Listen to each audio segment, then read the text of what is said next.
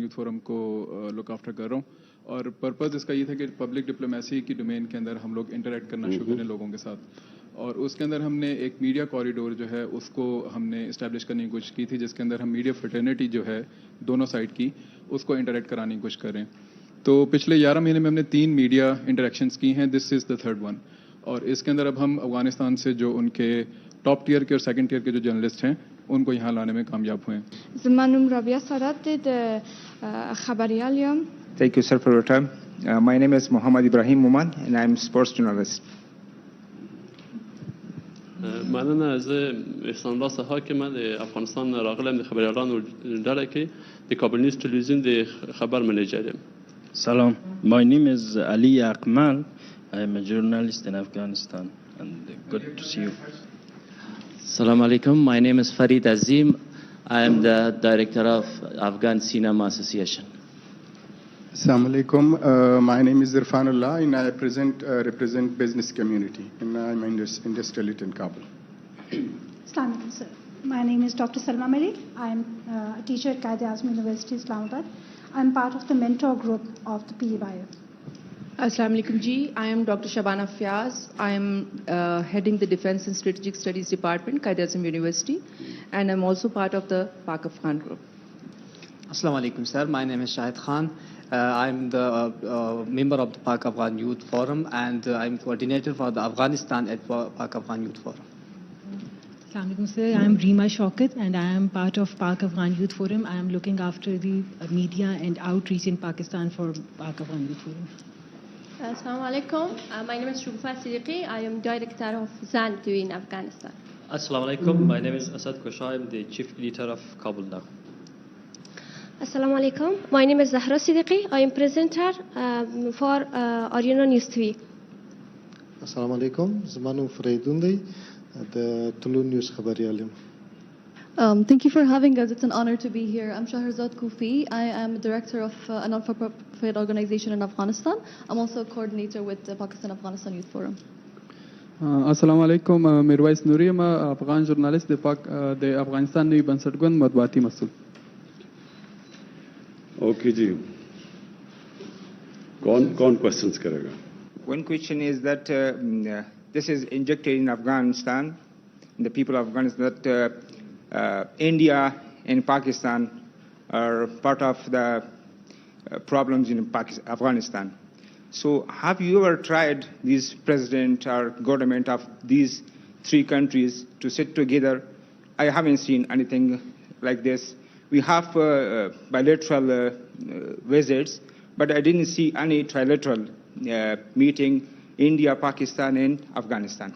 And my second question is about sports. You are iconic in the region. There is any plan of sports activities from Pakistan side in Afghanistan, because you have implemented so many projects in Afghanistan, but nothing about sports yet. The issue with India.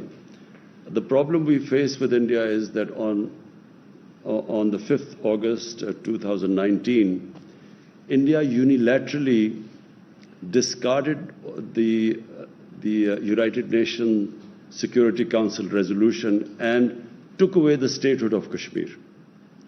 Now, in 1948, there were 2 resolutions that the people of Kashmir, through a plebiscite, they would decide whether they want to be part of India or Pakistan. Since that right was not given to them, the people of Kashmir have since then struggled to get that right, and Pakistan has backed them. But on 5th August 2019, India took away that statehood, that special status of Kashmir. So from then onwards, Pakistan has broken off all diplomatic relationship with India. And unfortunately, until they restore that statehood, we cannot really have a trilateral talk, which means India, Pakistan, and Afghanistan. I have been to Afghanistan. I have good relationship with President Ghani, and our own relationship has been very good, except that recently there have been statements from Afghanistan which basically accuse Pakistan of what is happening there. And it's very unfortunate, because we feel that no country has tried harder than Pakistan to force the Taliban to get on the dialogue table, first with the Americans, and then trying to get them on a dialogue table with the Afghan government. But no country has tried as hard as we have. And this has been verified by the focal person, the United States focal person, Zalmay Khalilzad. Sports. Frankly, I haven't had time for sports in these last 3 years. There have been so many other issues. But what I can say is that I don't think any country, I know the history of cricketing world, no country in such a short space of time has improved in cricket as Afghanistan. It is, someone who understands cricket, I can tell you this is unheard of. Countries that have reached the status of Afghanistan have been playing cricket for 70 years. The Afghanistan cricketers have basically learned their cricket in the refugee camps here, which is last 40 years, so it's remarkable. تا چی حد میان حکومت ملکی پاکستان و حکومت نظامی پاکستان توافق وجود داره؟ به خاطر از اینکه بارها حکومت ملکی پاکستان از افغانستان حمایت خود اعلام کرده و گفته ما امرایشان همکاری میکنیم، ولی در عمل چون این چیز نبوده. امی سوال است. تشکر. There is a feeling in Afghanistan, and unfortunately this feeling is deliberately being perpetuated by India, that Pakistan is controlled by the military establishment. All the policies, foreign policies that my government has made have been part of a manifesto. They have been part of a manifesto for the past 25 years. Whatever foreign policy I have had has been part of my party's manifesto. So I always believed that there was no military solution in Afghanistan. I always believed that eventually there will have to be a political settlement in Afghanistan. It's exactly what I have been saying for 15 years, what I've been saying since I've been in government for the last 3 years. The Pakistan army fully supports the government. I always wanted to have peace with India. The Pakistan army has fully backed all my initiatives towards India for peace. It's India that refuses to have peace because India today is controlled by the RSS ideology, which is anti-Pakistan and anti-Muslim. And it is shown in what they have done in Kashmir. And if all you have to do is see what happens in India to the Muslims, the cow vigilantes who kill Muslims in the streets never get convicted because they are supposed to have eaten cow. And the suffering which especially Muslims, but also other minorities like Christians, they feel because of this Hindutva, RSS ideology. That is what is coming in the way of us peace with India. So, but the Pakistan army has stood by my government in every way. There is no difference. So, now we come to Afghanistan. The country, and I repeat, the country that of all the countries in the world wants peace in Afghanistan is Pakistan. Why? Because number one, if there's peace in Afghanistan, then Pakistan is connected right up to the Central Asia.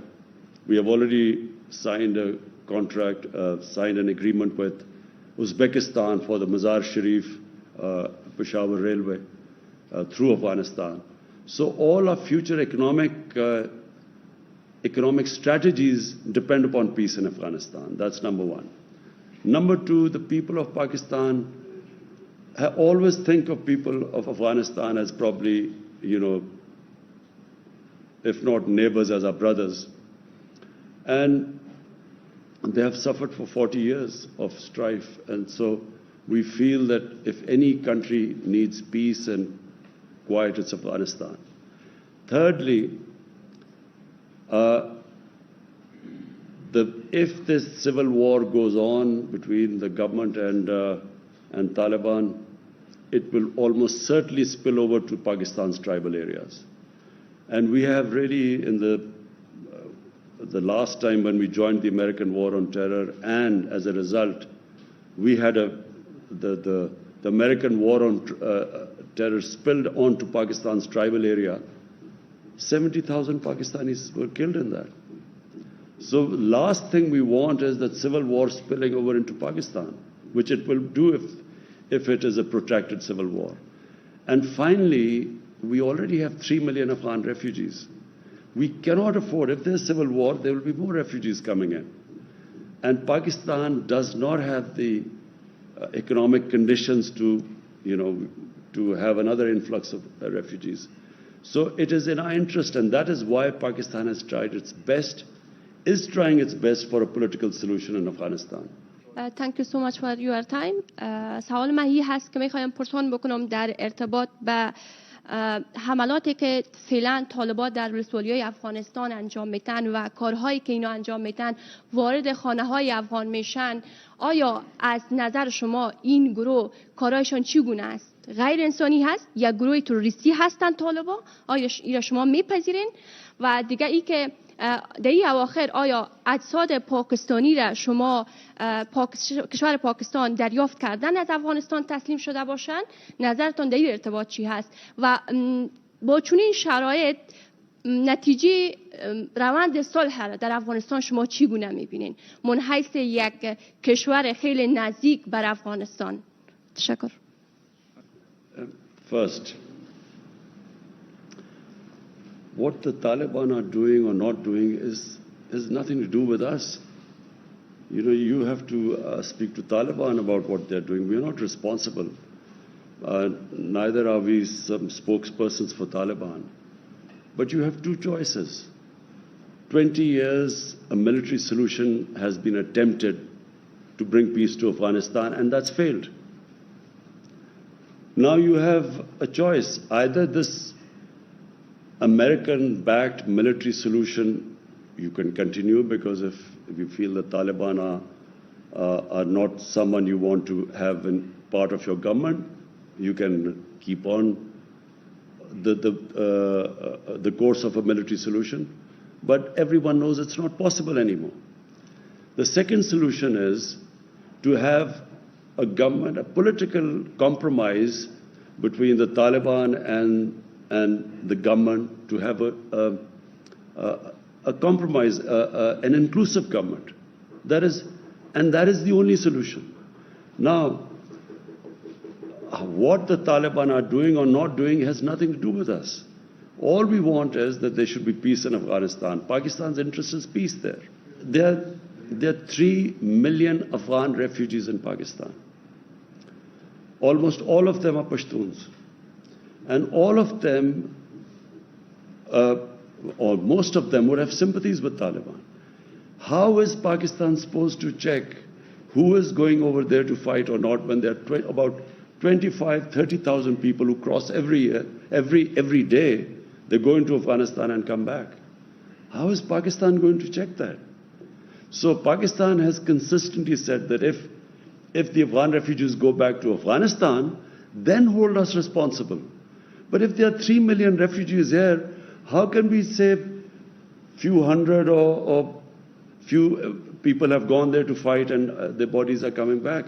How can Pakistan be held responsible? There are refugee camps of 500,000 people.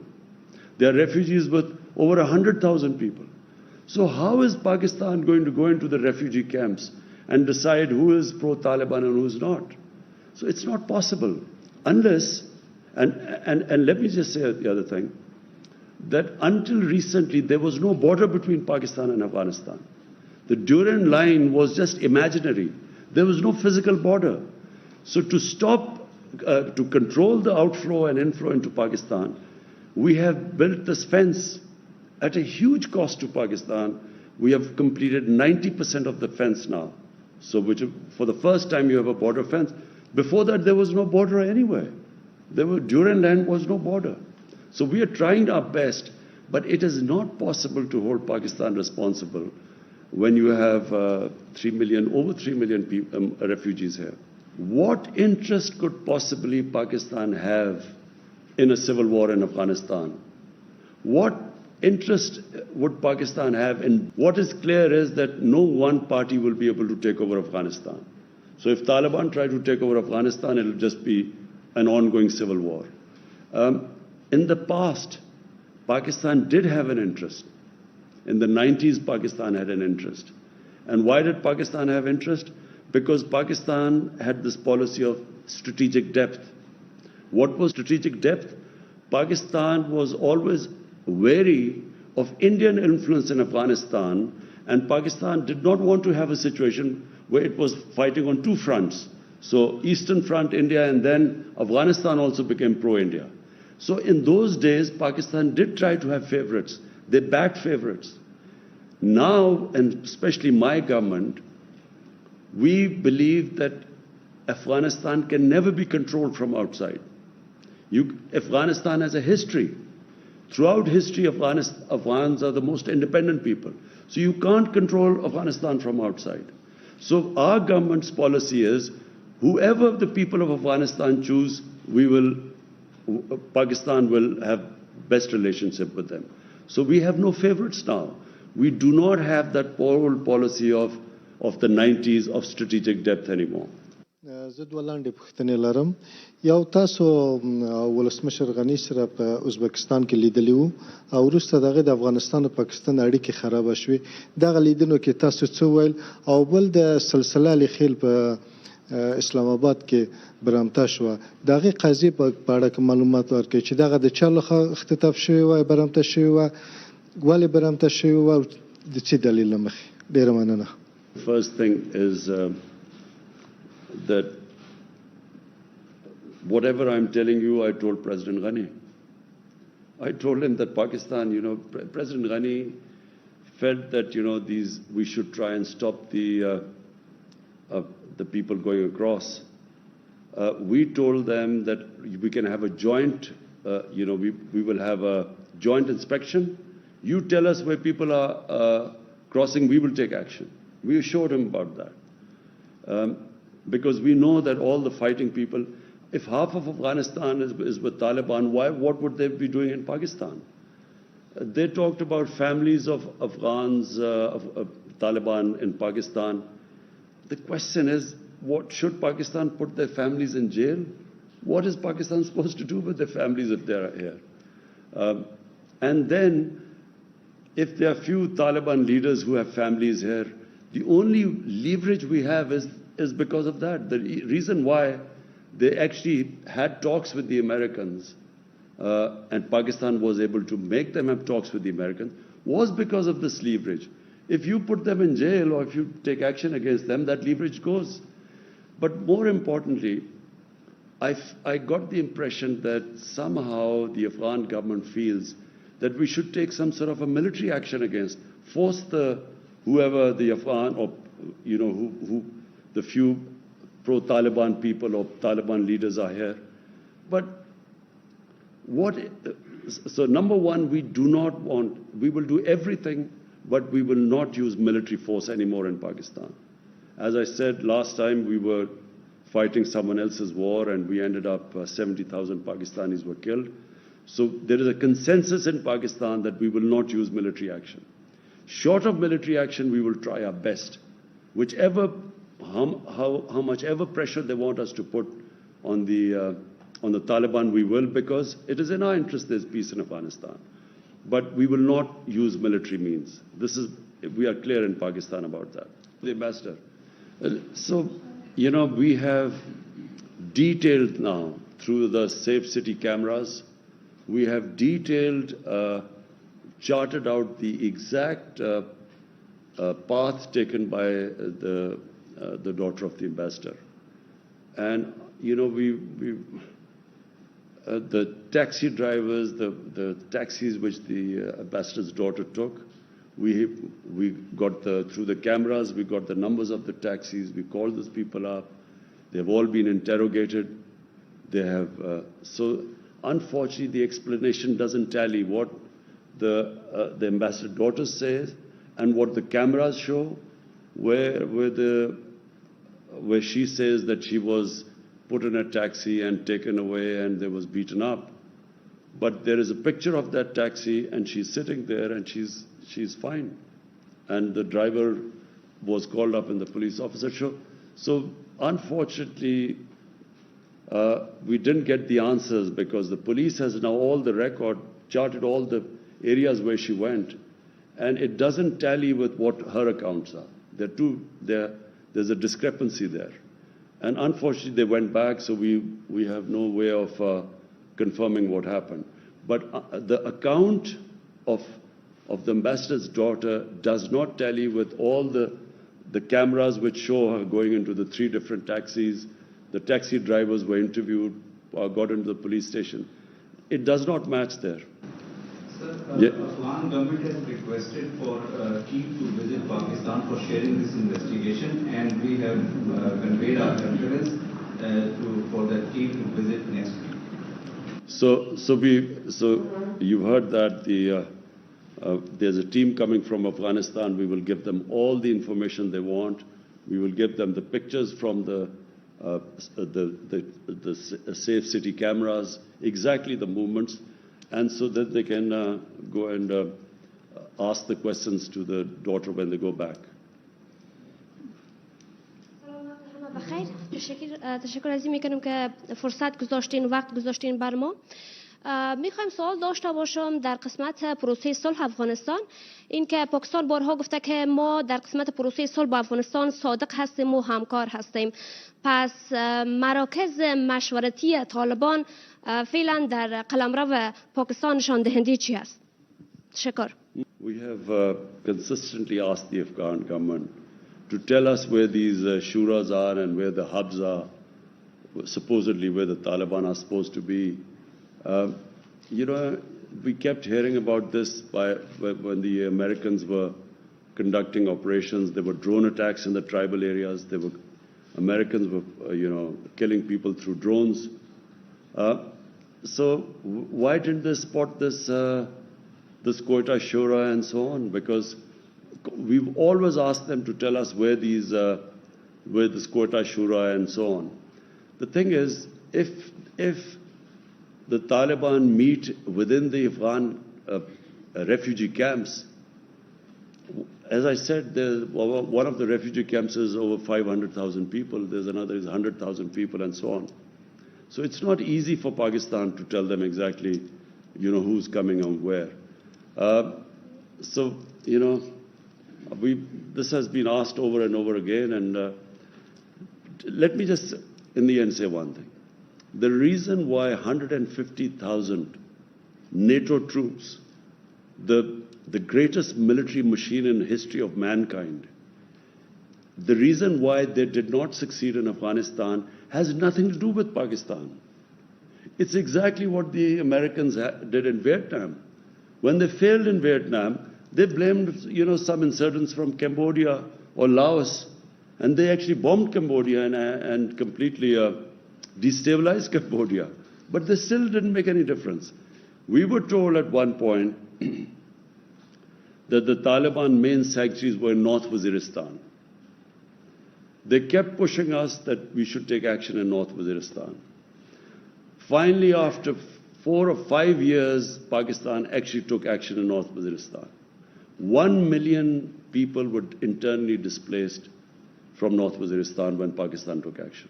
1 million people were displaced. Some Pakistani soldiers lost their lives. The whole area was cleared. But what difference did it make? This was in 2014. It made no difference at all. Nothing happened. I mean, it's not that suddenly the NATO troops won the war in Afghanistan. Nothing happened. So, this blaming for a flawed strategy, surely the Americans should have started talking to the Taliban from a position of strength. When there are 150,000 NATO troops, that was the time to talk to them. Talking to them when there's an exit date given and when they're 14, it made no difference at all. Nothing happened. I mean, it's not that suddenly the NATO troops won the war in Afghanistan. Nothing happened. So, this blaming for a flawed strategy, surely the Americans should have started talking to the Taliban from a position of strength. When there are 150,000 NATO troops, that was the time to talk to them. Talking to them when there's an exit date given and when there are a few thousand troops left, how do they expect that Taliban would now compromise The time to make them compromise or a political settlement was when they were in a position of strength. Half the Afghanistan is in Taliban hand. Why do they need Pakistan now? کابل نیوز نه سوال کوم که امریکا له تاسو نه غوښتنه وکړي چې د پاکستان د خاورې د افغانستان په خاوره کې پوځي عملیات وکړي. آیا تاسو د پوځي عملیاتو یا هوایي عملیاتو اجازه ورکوي؟ او دویم سوال د افغانستان او پاکستان د روابط چې اوس خراب شوي د دې عواقب تاسو څنګه ارزوئ؟ Now my question is that what will the Americans achieve operating from Pakistan what they could not achieve in 20 years operating from Afghanistan? I don't know.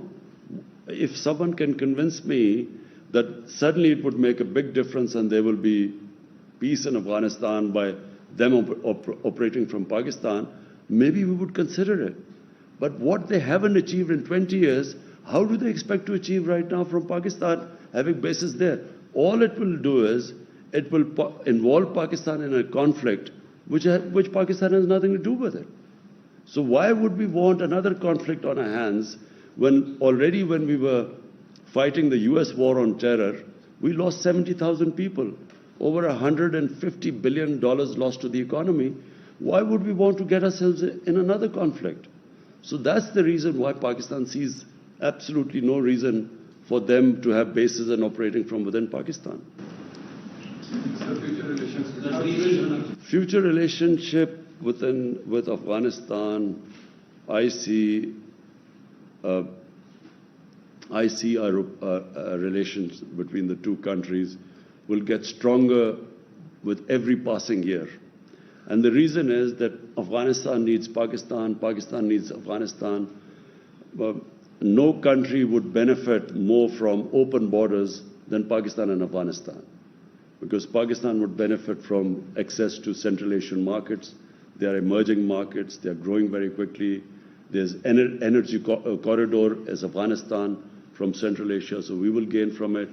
And Afghanistan, of course, has a huge Pakistani market of 220 million people, and then a port, Gwadar port, and of course, Port Qasim.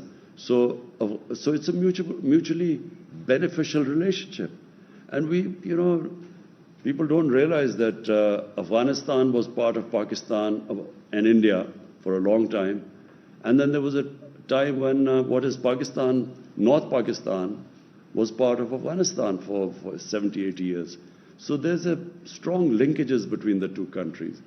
And I think that once this the situation calms down in Afghanistan, and which we pray it calms down very quickly, then I think we will have probably the best years of our relationship.